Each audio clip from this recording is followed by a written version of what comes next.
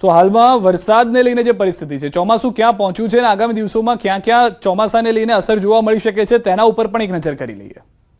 25 જૂનના દરમિયાન દક્ષિણ સૌરાષ્ટ્રના વિસ્તારો જેમાં ગીર સોમનાથ, અમરેલી અને ભાવનગર આ ત્રણ વિસ્તારોમાં 25મી તારીખે વરસાદ જોવા મળી શકે છે। ત્યારબાદ દાહોદ, પંચમહાલ, કેમ કે ત્યાં દાહોદ સુધી અથવા છોટાઉદેપુર સુધી, અત્યારના છોટાઉદેપુર સુધી સત્તાવાર રીતે ચોમાસું આવી ગયું છે, તો દાહોદ, પંચમહાલ, છોટાઉદેપુર, વડોદરા, ભરૂચ, નર્મદા, સુરત આ તમામ વિસ્તારોની અંદર જોવા મળશે। તાપી છે, સુરતની સાથે ડાંગ છે, નવસારી છે, દમણ છે, આ તમામ જગ્યાએ વાપીની અંદર પણ સારો એવો વરસાદ જે છે તે જોવા મળી શકે છે 25 જૂને। પરંતુ ન ફક્ત 25 જૂન, 26 જૂનનું પણ અનુમાન છે, જેમાં પણ દક્ષિણ સૌરાષ્ટ્રના ત્રણેય વિસ્તારો ગીર સોમનાથ, અમરેલી, ભાવનગરનો સમાવેશ થાય છે કે જ્યાં વરસાદ થઈ શકે છે।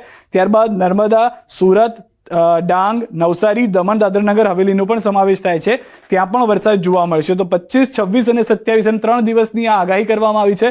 26 બાદ 27ની પણ આગાહી જોઈએ તો ત્યાં પણ સારો એવો વરસાદ જોવા મળી રહ્યો છે, જેમાં પણ આપ ફરી એક વખત જોશો તો સૌરાષ્ટ્રના ત્રણ વિસ્તારો ગીર સોમનાથ, અમરેલી અને ભાવનગરનો સમાવેશ છે। દક્ષિણ ગુજરાતની અંદર આ વખતે થોડા વિસ્તારો વધી ગયા છે, જેમાં વડોદરા, છોટાઉદેપુર, ભરૂચ, નર્મદા, સુરત, તાપી, ડાંગ, નવસારી, દમણ, વલસાડ, દાદરાનગર હવેલી આ તમામ વિસ્તારોનો સમાવેશ થઈ રહ્યો છે।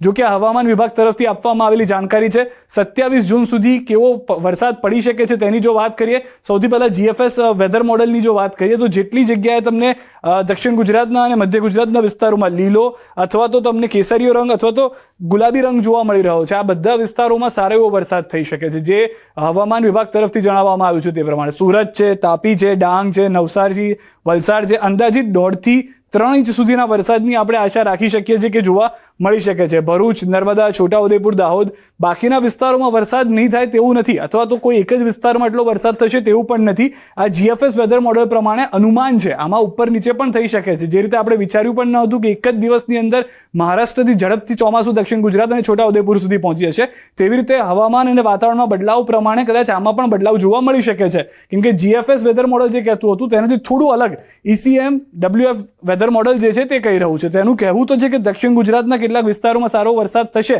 પરંતુ ECM WF વેધર મોડેલ પ્રમાણે સૌરાષ્ટ્રના વિસ્તારોમાં પણ સારો વરસાદ જોવા મળી રહ્યો છે। અહીંયા આગળ જોશો તો લીલો રંગ જે છે તે અહીંયા પણ જોવા મળે, મોરબી છે, જામનગર છે, સુરેન્દ્રનગર છે, રાજકોટ શહેર વિસ્તાર છે, ગ્રામ્ય વિસ્તાર છે, જે રીતે ગોંડલમાં પણ સારો વરસાદ થઈ રહ્યો છે, અમરેલીમાં સતત વરસાદ જોવા મળી રહ્યો છે, તો એ તમામ વિસ્તારોમાં પણ વરસાદ થઈ શકે છે।